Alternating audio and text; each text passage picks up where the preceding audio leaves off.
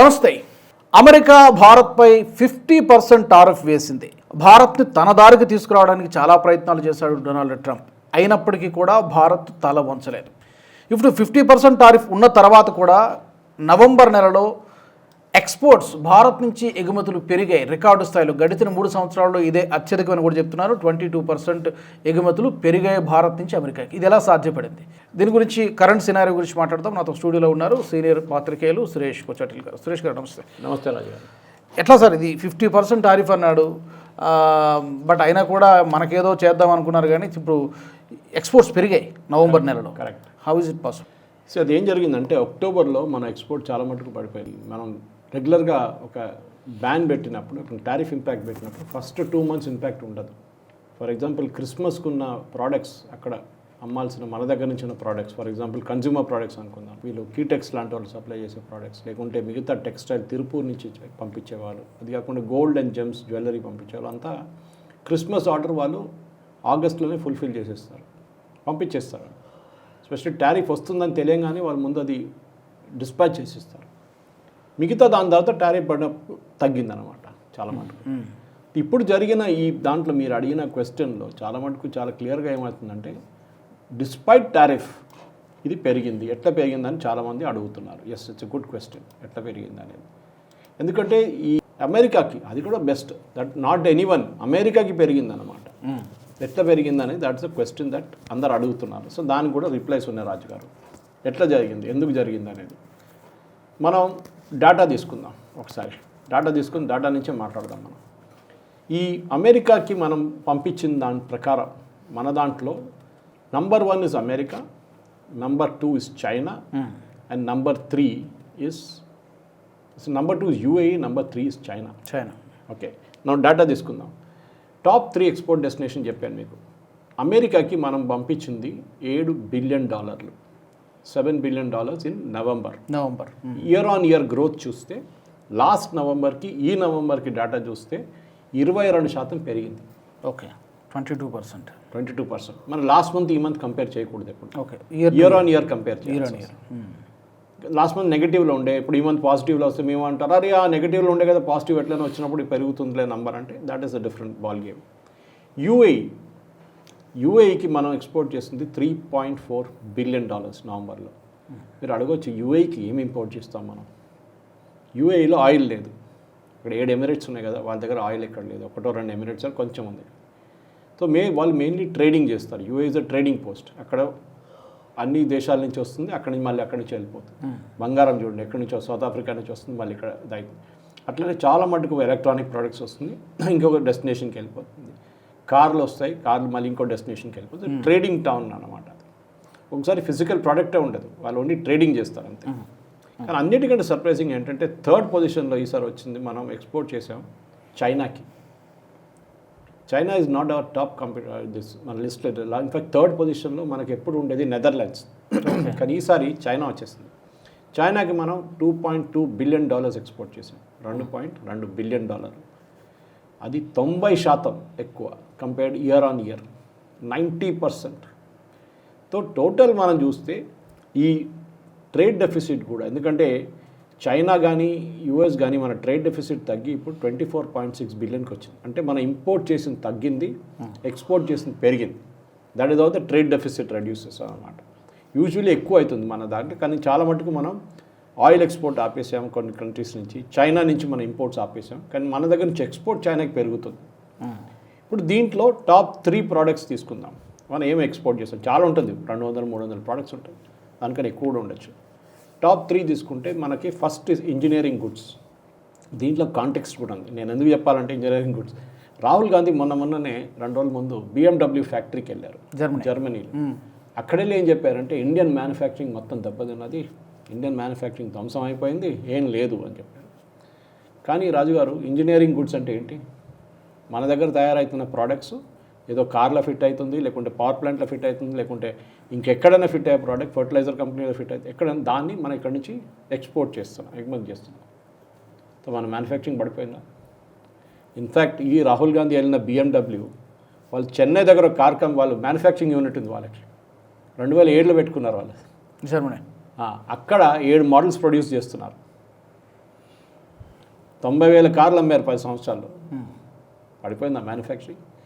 ఈయన వెళ్ళే ముందు 10 మంది దగ్గర అడగాలి ఉంటే ఇట్లాంటి డేటా అడిగితే ఆల్రెడీ ఎకనామిక్ టైమ్స్ లేకుంటే టైమ్స్ ఆఫ్ ఇండియా లేకుంటే చాలా మటుకు న్యూస్ పేపర్స్లో ఈ డేటా వచ్చిందన్నమాట. సో మనం చైనాని రీప్లేస్ చేస్తాం, which is the big news for us Raju గారు. ఈ దాంట్లో కూడా మేము చూస్తుంది ఏంటంటే స్పెసిఫిక్గా ఈవెన్ పీయూష్ గోయల్ గారు మాట్లాడుతూ ఏం చెప్పారంటే ఈ రేటింగ్, ఈ November growth has more than made up for the October decline అన్నారు. That is the point to be taken. ఎందుకంటే మీ ఎంత పెరిగిందని మనకు తెలియాలి కదా. పెరిగింది, డెఫినెట్గా ఇట్ హెస్ ఇంక్రీస్డ్.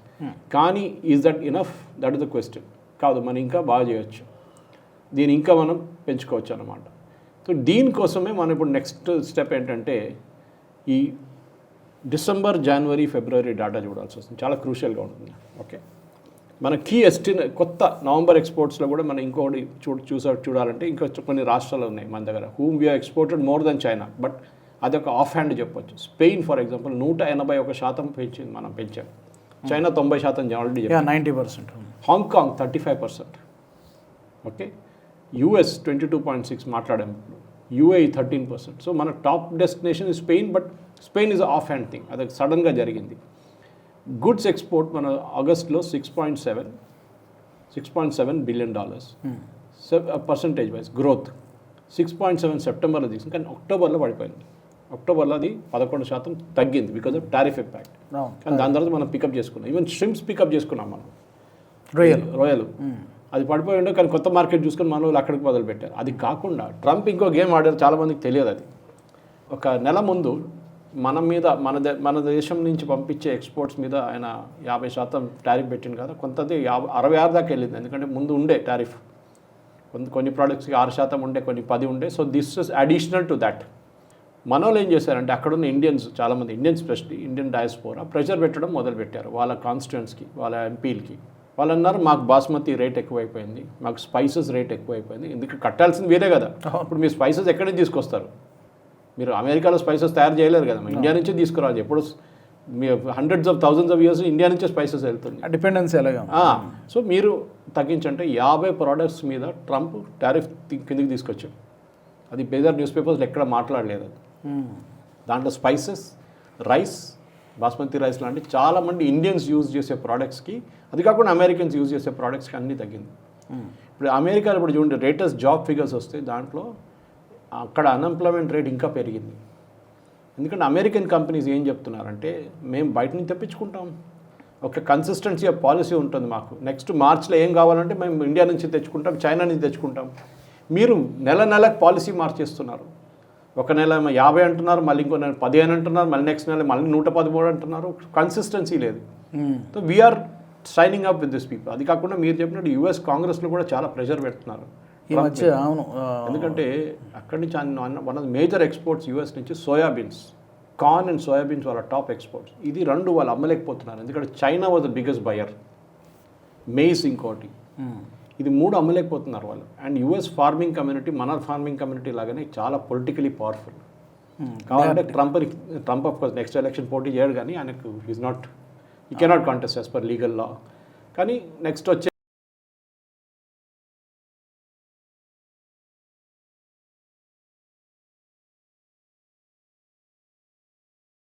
ప్యాకేజ్ ప్రకటించినట్టు అది ఏంటి 12 బిలియన్ ఎక్కడ సరిపోతుంది వాళ్ళకి? ఇది ఎక్కడి నుంచి తీసిస్తున్నారు? అమెరికన్ ట్యాక్స్ పేయర్ డబ్బుల్ని తీసిస్తున్నారు.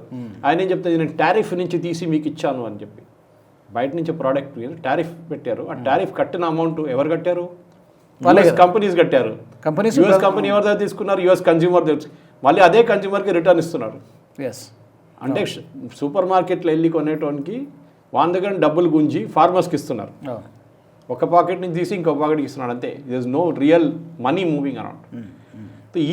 దీంట్లో కూడా రాజుగారు ఇప్పుడు ఈ లెసన్ ఏంటంటే మేర్లీ ఇండియన్ ఎక్స్పోర్ట్స్ అనేది ట్రంప్ చెప్పిన దానికి మన దగ్గర చాలామంది ఎకనామిక్ ఎక్స్పర్ట్స్ వచ్చి చెప్పారు అయిపోయింది, ఫినిష్డ్. తిరుపూర్ ఫినిష్డ్, కీటెక్స్ ఫినిష్డ్, మన దగ్గర రొయ్యలు అమ్ముతున్న నెల్లూరు వైపు, ఆంధ్ర వైపు అందరు ఫినిష్. ఇక్కడ జెమ్స్ అండ్ జ్యువెలరీ సూరత్లో అందరు అన్ఎంప్లాయిడ్ అయిపోతారు. ఇప్పుడు ఏం జరిగిందండి? ఏం జరగలేదు. We will find a new market.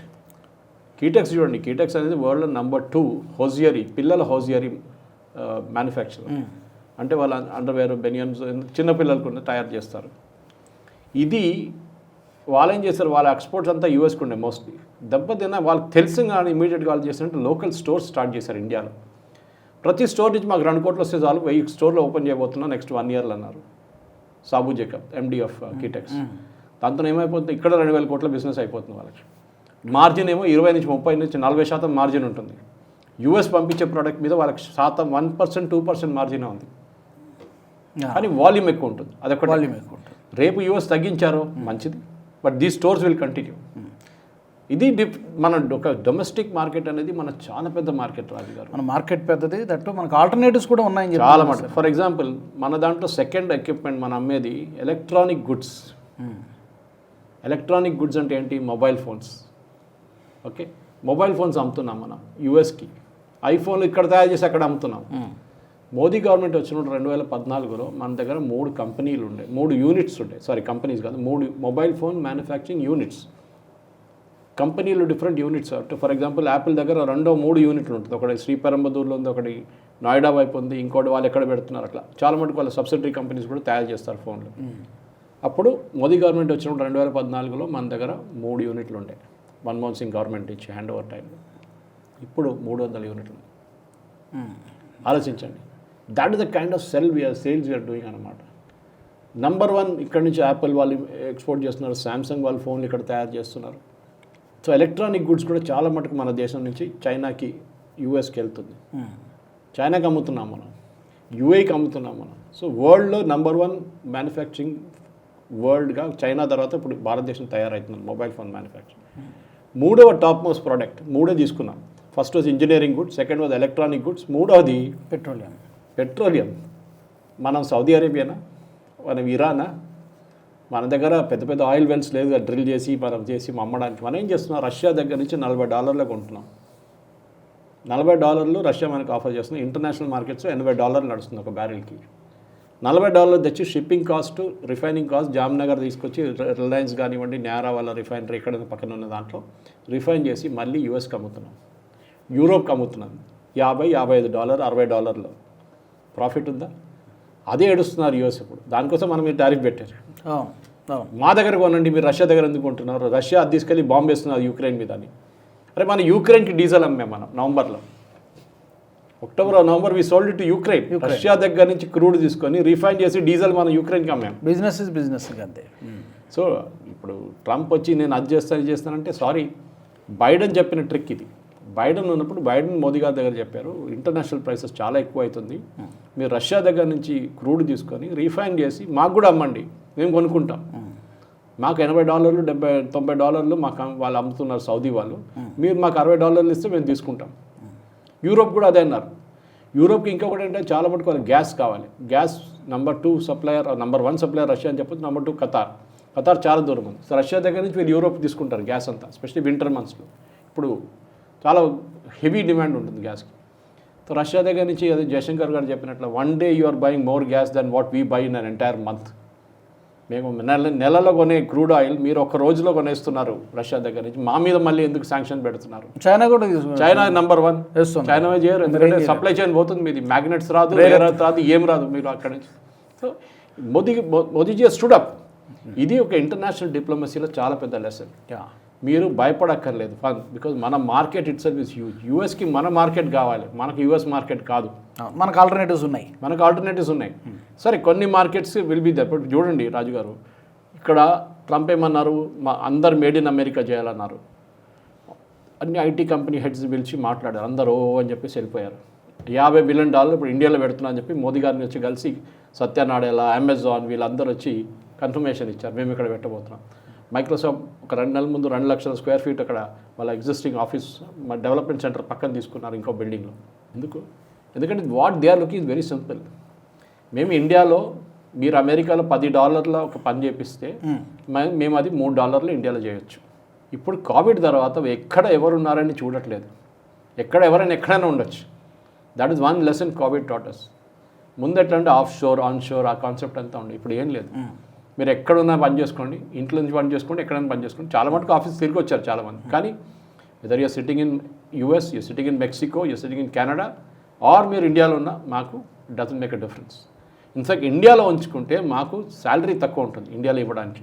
అదే మనిషి యూఎస్ తీసుకొస్తే $1,00,000 శాలరీ ఇవ్వాల్సి వస్తుంది. ఇక్కడ దానికన్నా ఆల్మోస్ట్ 50-60% మేము మేనేజ్ చేసుకోవచ్చు. That is the thing which యూఎస్కి అక్కడ దెబ్బతింటుంది పెద్దగా. ఎక్కువ ప్రెషర్ పెడితే కొన్ని కంపెనీలు యూఎస్ నుంచి వాళ్ళ హెడ్ క్వార్టర్స్ షిఫ్ట్ చేసేస్తారు యూరోప్కో లేకుంటే ఇంకెక్కడికైనా. ఇప్పుడు కూడా నాకు లింక్డ్ఇన్లో బిల్లింగ్ వచ్చేది ఐర్లాండ్ నుంచి వస్తుంది. నాకు పర్ మంత్ నాకు ఒక ఇది ఉంది బ్లూటిక్, అది కాకుండా professional version $900. It is coming from Ireland. Okay, అప్పుడు ఆలోచించండి మీరు. అంటే వాళ్ళు slowly the shifting the billing also out side US అనమాట. ఒక స్టేట్లో ఇప్పుడు ఏం కాబోతుందంటే మైక్రోసాఫ్ట్ మీద ఎక్కువ ప్రెషర్ పెడితే వాళ్ళు థ్యాంక్ యూ వెరీ మచ్ అని చెప్పి హెడ్ క్వార్టర్స్ ఇంకెక్కడైనా షిఫ్ట్ చేసుకుంటారు. కానీ ఒక్క విషయం సార్, ఇప్పుడు ట్రంప్ తీసుకున్న ఈ నిర్ణయాలతో టారిఫ్ అనేటువంటి వెపన్ని అందరినీ బెదిరించి చొక్కా పుట్టుకొని నాకు ఇవ్వ డబ్బులు ఇవ్వని టికెట్ కలెక్టర్ లాగా తయారయ్యాడు. కానీ ఇది బూమరాంగ్ అయినట్టు చాలా స్పష్టంగా అర్థమవుతుంది. డాలర్ వినియోగం తగ్గిపోయింది అంటున్నారు అక్రాస్ ది వరల్డ్.